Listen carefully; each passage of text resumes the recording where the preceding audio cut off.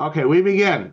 Kleenean Set-Nim circuits. Okay, now this is three parts really. First, I'll go briefly over what Kleenean logic is and a brief reference to laws of form because that's what this is about.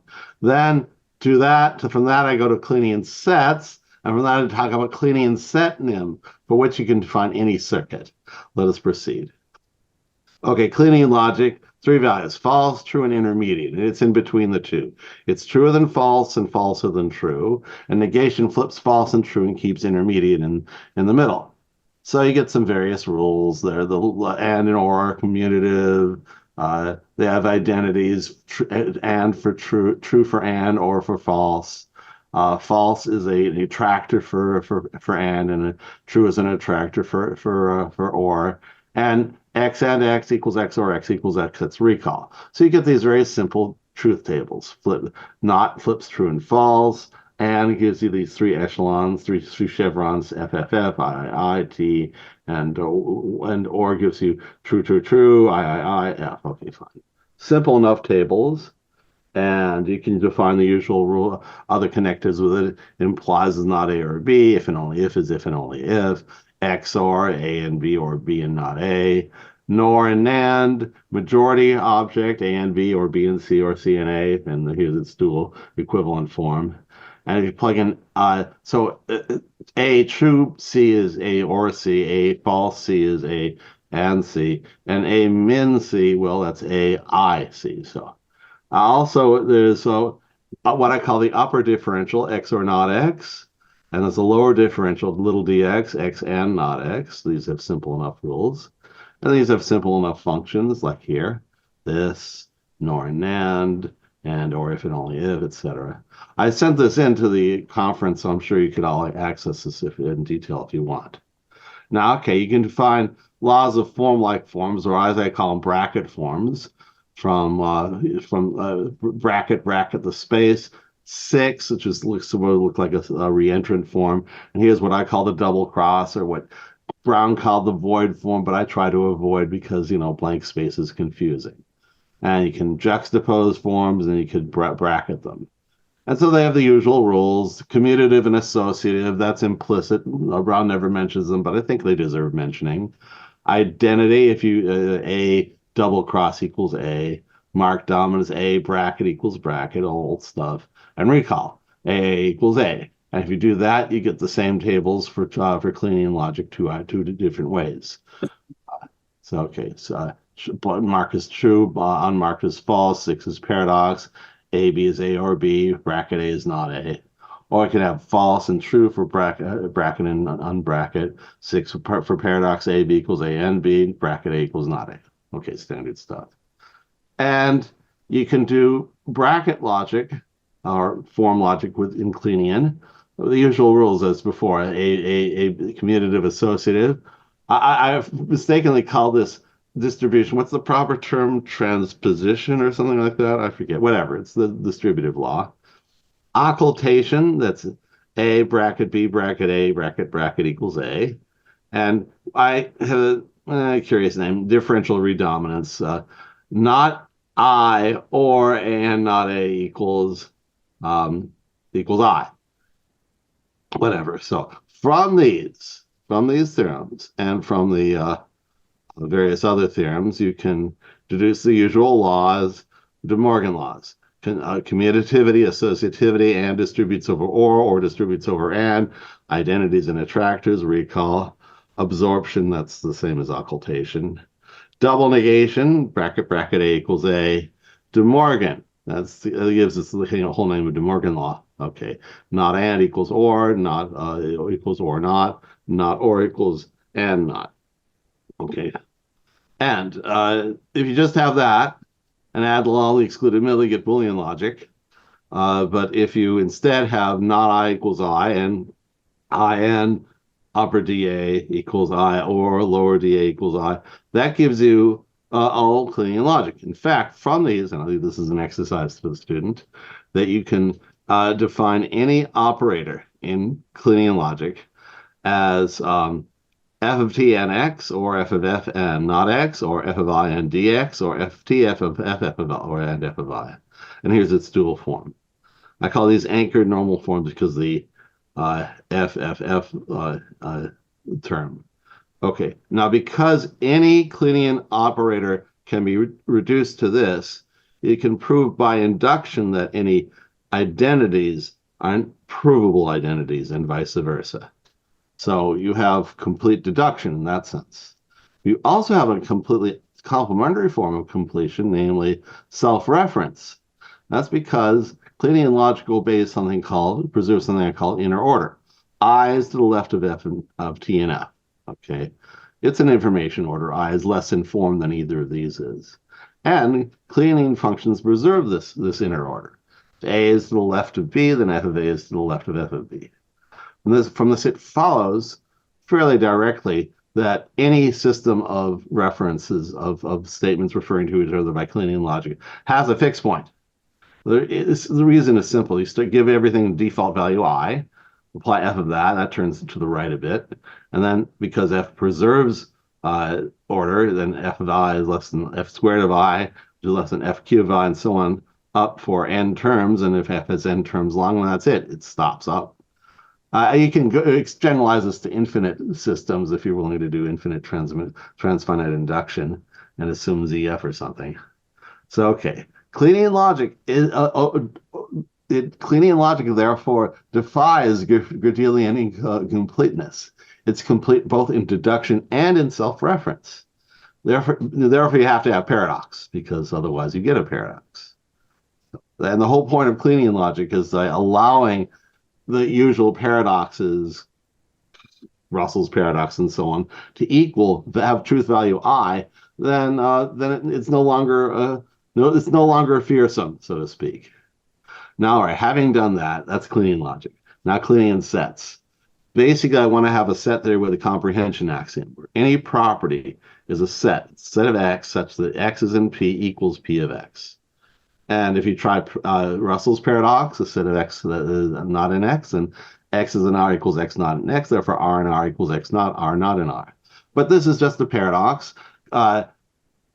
Russell and Cantor and Gödel freak out at this point and curl up into a tiny ball, whereas I say, okay, so that's not a flaw, it's a personality trait. It has paradoxical self-containment. Big deal. So, all right. Now, okay, now you can go then from the basis of this, you can define a whole system. You can't, I believe in theory, define a whole system of sets where with complete comprehension. In fact, let me spin through to here. There's a Kleenean set world with this axiom. Complete comprehension is for any operator H, Kleenean operator H, there's a set C of H, that's X in C of H, equals H of X. It also has intensional equality.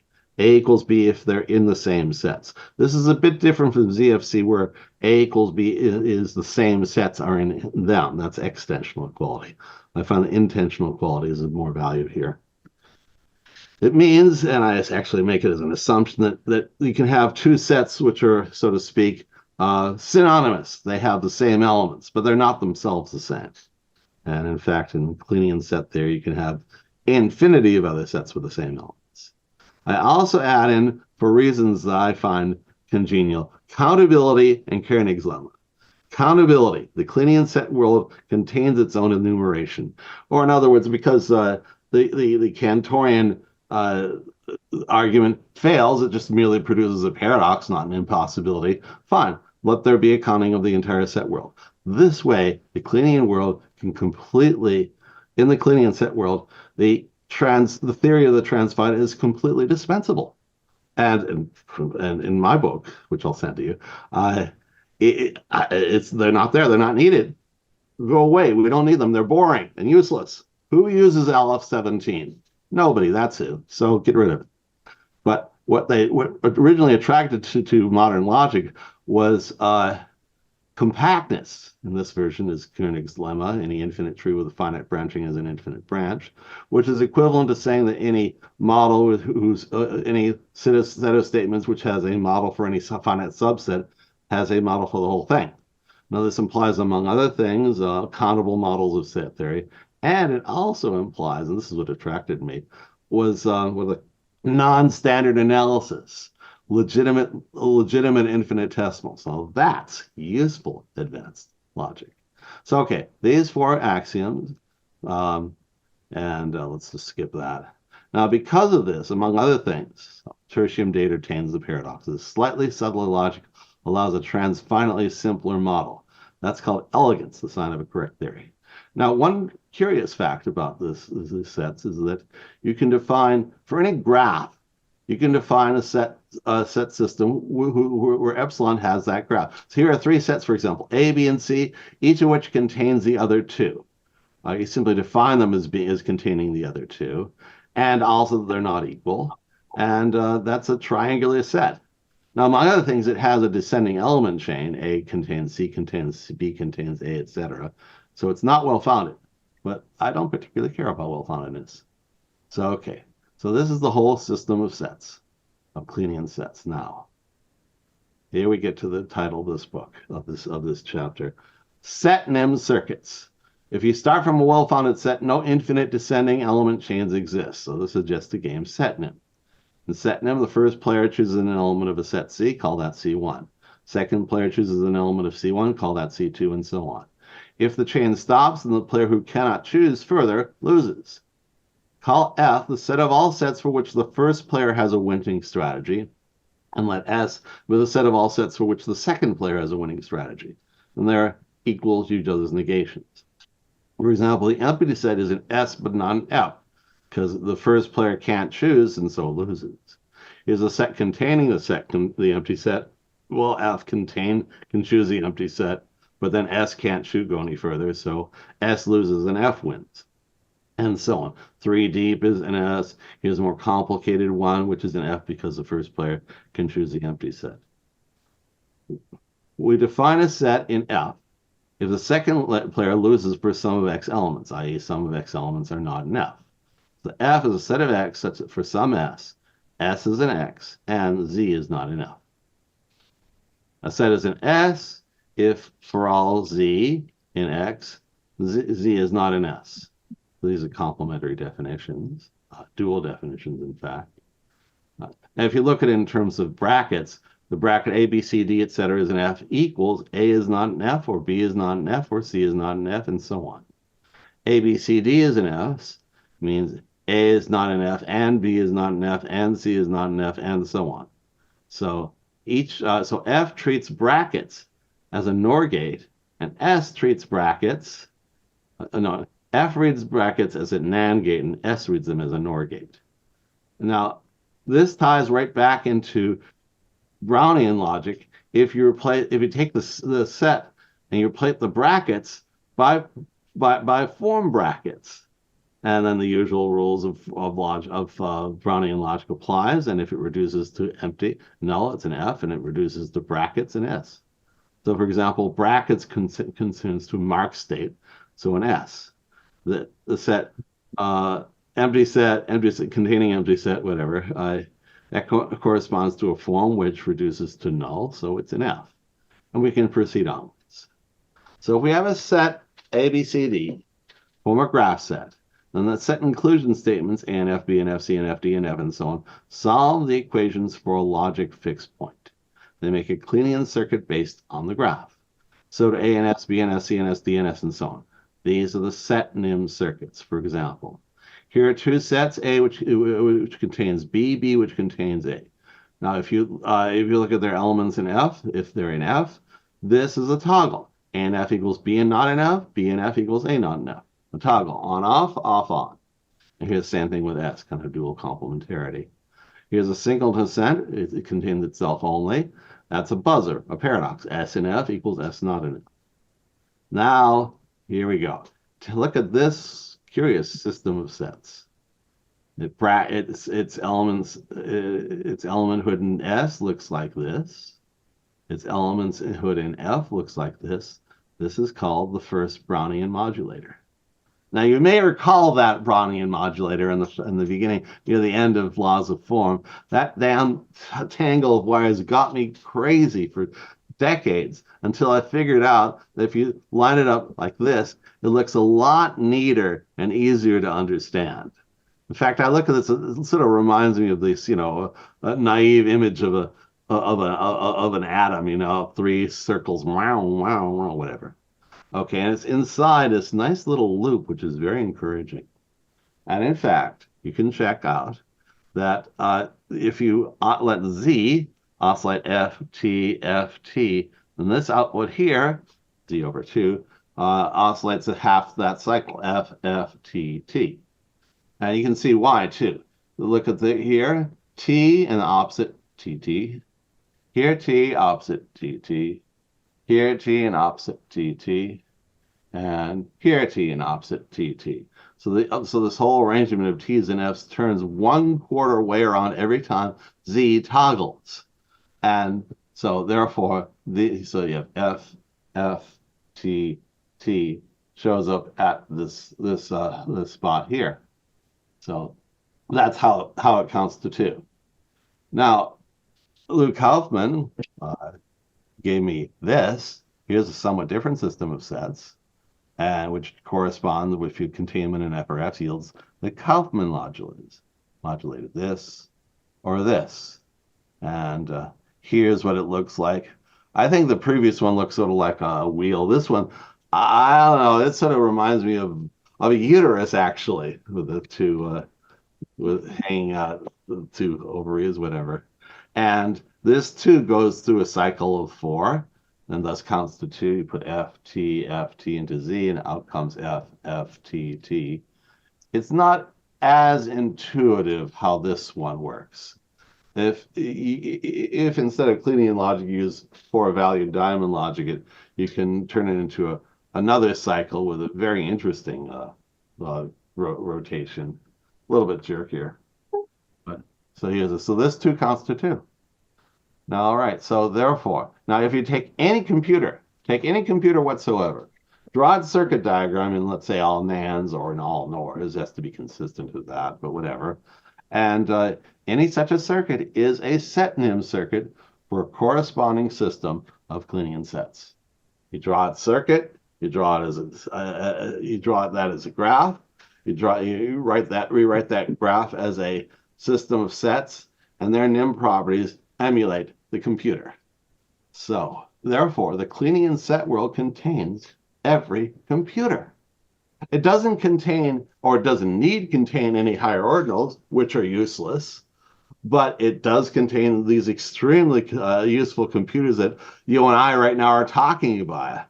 So, I say the Kleenean set world compared to the Boolean set universes is shorter, but it's wider. And with that, I conclude this talk. Okay, I'll close this now. Great. Thank you very much. All right, so we can do some we can do some questions now. Yeah, go ahead and just state your name too.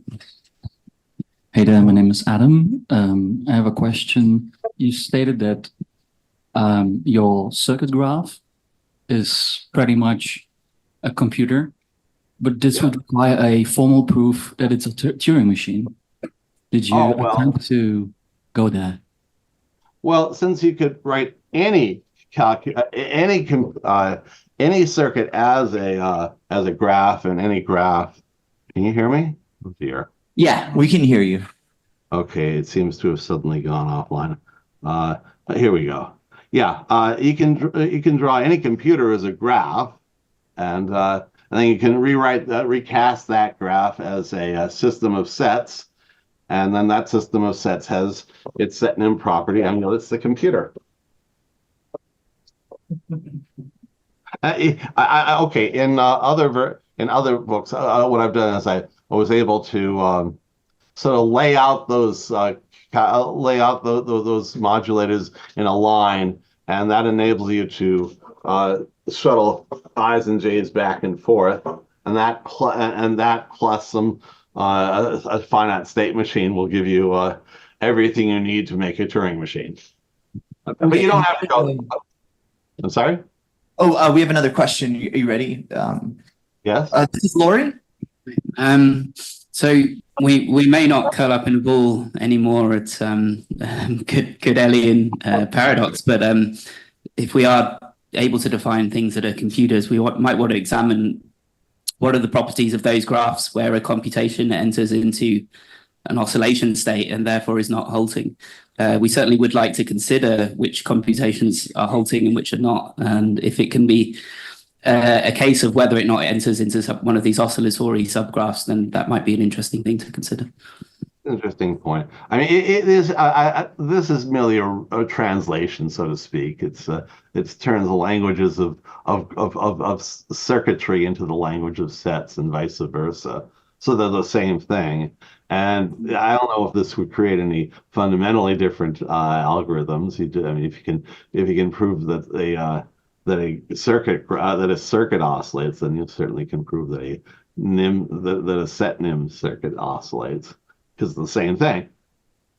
My main desire here is to ruthlessly reduce the theory of the infinite as down to its minimum elements. So who needs infinity beyond L if not? Anything further, there's a paradox. Big deal. Infinity is paradoxical, right? So that's how my way of seeing it.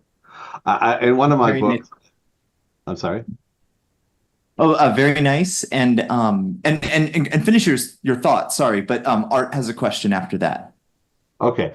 In one of my books, which I'll be sending to you, I compare myself at the end to a farmer who goes to a forest and chops down all the big trees and in their place plants gardens and orchards.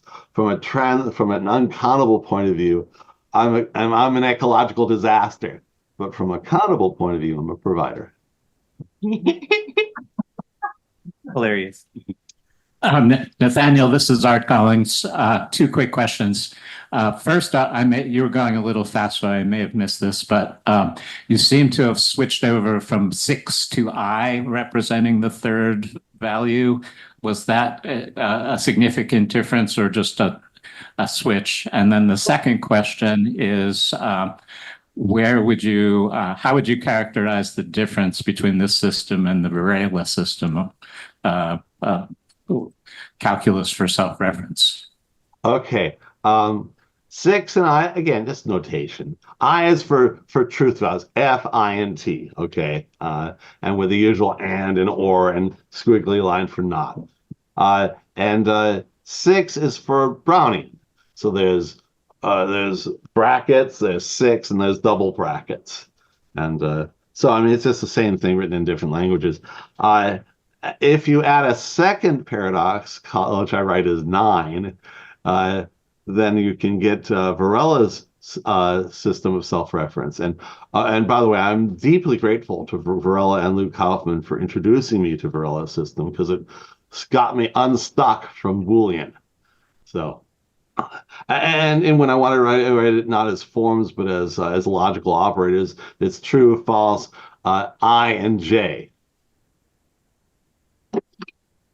And I'll let's see here. Oh, which was first? Well, I'll give it to Lou real quick, and then I'll give it to Leon, and then I think that would be it. Yeah, here's Lou. I want to go back to Art's question, because the system that Varela and I did with I and J is a distinct system with 6 and 9, if you like. But if you just have 6, I think that's what Art was asking you about in relation to Varela's original system with 3 values.